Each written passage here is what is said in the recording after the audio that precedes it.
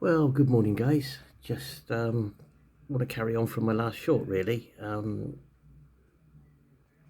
Coming off the streets when I did, and just sort of moving, believing everything would be great, and moving into stay with someone and their family, um, was very difficult because I wasn't ready, and they weren't aware of my physical health conditions and also my mental health conditions with my panic attacks and stuff. And I've been trying to get treatment for months now and not getting anywhere. Um, they found it really difficult. I found it really difficult with the adjustment. And then I was homeless again. And I spent a couple of nights on the streets. Luckily enough, a friend of mine put me in a hotel. And then I moved away from where I was staying to a totally different place. Um, I didn't know anyone. I was on my own in a room that someone very kindly let me stay in, and I just found myself isolating and falling apart. Um, and I realised how bad that was for me, just falling totally apart. I had no support services around me. When I was homeless in Bristol, I had a lot of support services, a lot of I had care workers and reach out workers, places to go in the day, and I kept myself busy. Being in a room on my own, I had no one around me, um, and I found it very difficult. Um, Moving back to the Ipswich area, to stay in a place where I've got people around me, and and I have the doctor that I registered with, and there is a support network and support services. Um, it's done me a lot better. I spent Friday travelling, Saturday and Sunday doing nothing, just recovering. I'm starting to eat again, which has been an issue. I was unable to eat for a week, and I'm starting to eat again. And I've also got things to do to keep me busy. And I got someone who wants me to help them out with some part of their company, so I'm helping them out just to keep me busy. And Look at my hair's all stuck up.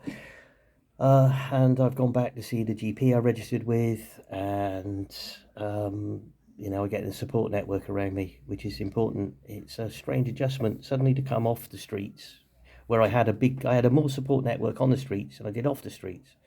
And I'm actually thinking of talking to some of these charities in looking when I'm in a better position, looking to set up some kind of help network or support network for people making a transition. Because when you're made homeless, that's a big shot. And I was very lucky that I had experienced homeless people around me that were very kind to me. But you have to be very careful because a lot of them just want to steal from you or rip you off. But I was lucky, and in Spain, I had a little support network of other homeless people that showed me the ropes and helped me out. And then I moved back to England. Um, and coming back to England, yeah, it was very similar. I kept away from the other homeless. I made friends with one or two, but I learned through contacting the local charities where I could go every day. When you're suddenly put in a room and you're safe, you've got a roof over your head, you've got a shower, you've got cooking facilities, but you have no support network because you can't go to a homeless charity because you're not homeless. And I fell apart last week, totally fell apart. Um, but now I'm sort of coming to grips with it and getting better. But I have people around me, and there's one good thing is I'm back with my local GP who understands my situation, and also there's a local church that have been very kind, and I've been in there, and I'm going to go there 3 times a week. Um, they do a service on a Thursday and a Sunday, but they also do kind of coffee mornings and drop-in centre and stuff like that. And it's just people to talk to, people that kind of want to relate to you in many ways and understand you and help you. But the transition from living a normal life, I lived a normal life for a very long time, and and had a house and everything, had a business, and then unfortunately became ill, went through a relationship breakup, went through a business failure due to COVID, um, and then became homeless. that transition was awful. And then I got used to being homeless, which is a big danger. You know, you get used to it. You get into a system. But like I say, if you avoid the drug abuse and the alcoholism, and you try and be a clean and tidy homeless person and keep yourself busy and organised, there's an awful lot of help out there. But then the transition back to normal life, there appears to be very little help. That's the problem. And that's an area that needs looking at, I think. It's not just about homelessness, it's also about helping people become unhomeless.